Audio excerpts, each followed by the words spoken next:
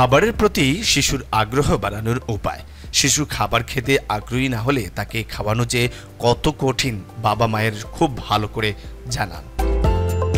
শিশু ঠিকমতো খাবার না খেলে সঠিক পরিমাণে পুষ্টি পায় না, এতে নানাবিধ স্বাস্থ্য সমস্যা দেখা দেয়।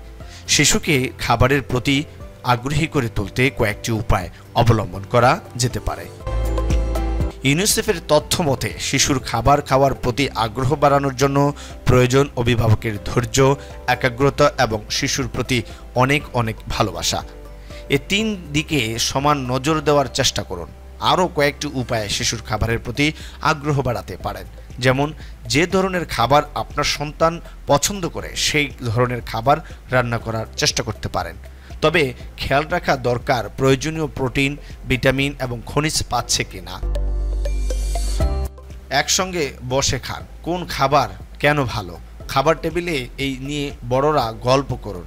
কোন খাবার ভালো হয়নি এই বিষয়ে কথা না তোলাই ভালো। খাওয়ার সময় মোবাইল ব্যবহার করা থেকে বিরত থাকা ভালো। গল্প করতে করতে খান, এতে খাবার প্রতি ইতিবাচক মানসিকতা কাজ করবে।